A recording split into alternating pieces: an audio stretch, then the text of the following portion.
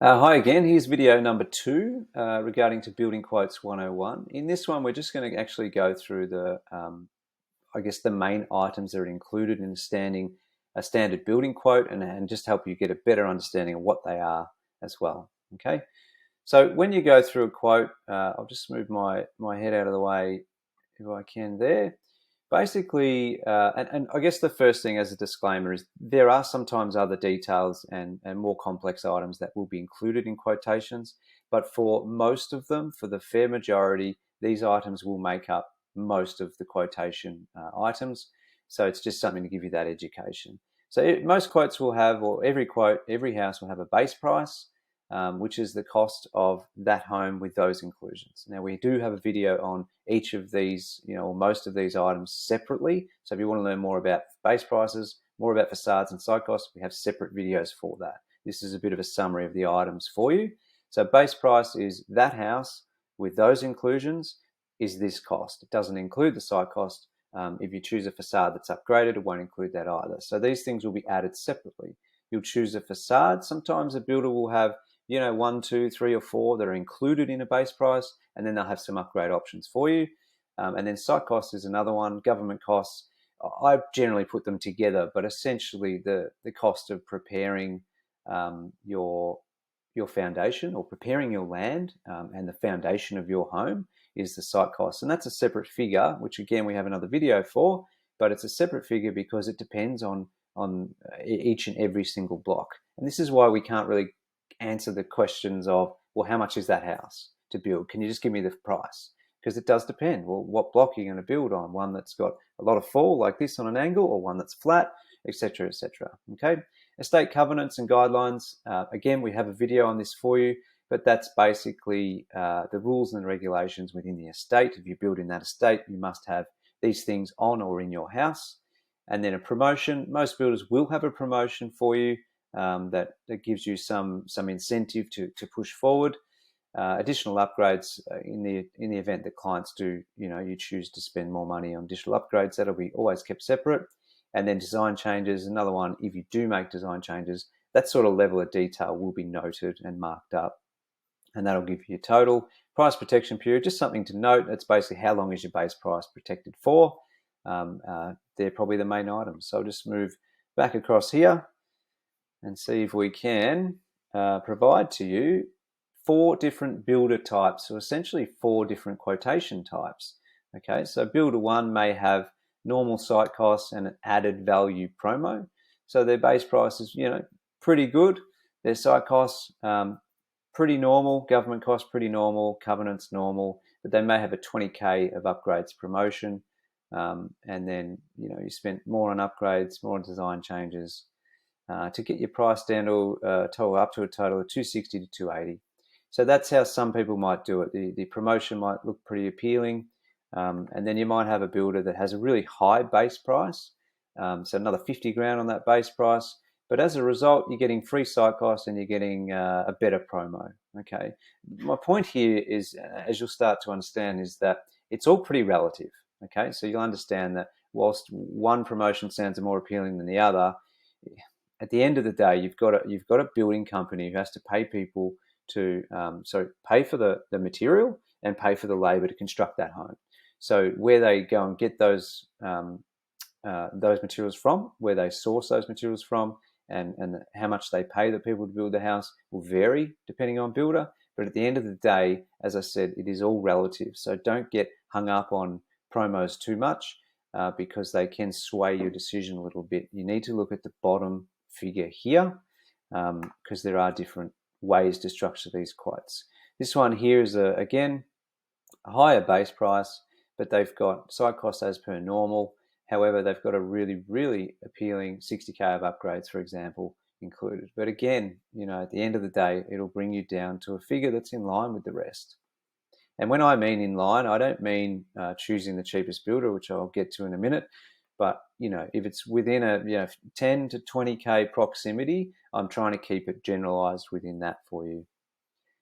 Then there are builders who will give you a really low base price with minimal inclusions. They'll give you normal site costs, but for every upgrade, there's I guess their promo is their cheap base price, and maybe there's a discount there. on the base price.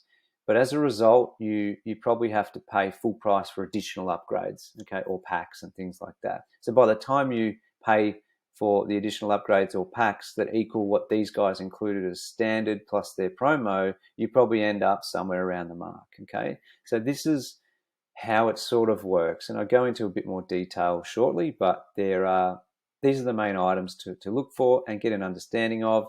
But please understand that each builder prices and quotes things a little bit differently. Some are up, some are down, etc., etc. Okay, so hopefully that helps you understand what the makeup is of quotations. Some handy tips. Very important in this video. So the best person to review and compare quotes from different builders is actually the sales consultant or several of them. They have the experience, they can explain the pros and cons, and they can then present to you as to why their quote's the best for you. Okay, so that is my recommendation. Get 3 or 4, get the quotes, give them back to them, get them to compare, and you will learn a lot more that way rather than trying to do it all yourself. Do not, and I repeat, do not choose a builder because they are the cheapest.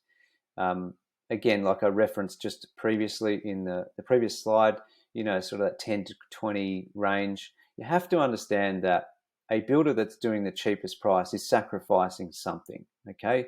That they don't have, just because they got a cheaper price, it doesn't mean they got the best material price, doesn't mean they got the best labor rates, okay? It might just mean that they're paying less for the labor, so then you can expect the quality to be not as good. It might mean that they do have fantastic labor rates with fantastic, trades, etc. It's just something to be mindful of. Don't pick a builder based on its price. You need to pick a builder based on the merit of the salesperson you talk to, their history, and really at the end of the day, how you feel comfortable and with purchasing and building with them. Spending 10, 15K more now will barely make any dent in your loan over a 30-year period, okay? So that's why we recommend, if you've got a builder you're really leaning towards and they're 10K more than the one who's next to you, but you feel better about them, then pick them. Like if you can get it in your loan, your budget, then pick the builder you feel most comfortable with. The last thing, it's a little bit of a controversial one to do. It's one that's, you've got to be careful discussing. I would say to you, try not to eliminate a builder or make a decision on a builder based on review platforms and especially social media discussion groups. And again, I've written this here. I'll try and read it so I don't muck the words up, but don't get me wrong or don't get us wrong. There are absolutely genuine comments and reviews out there.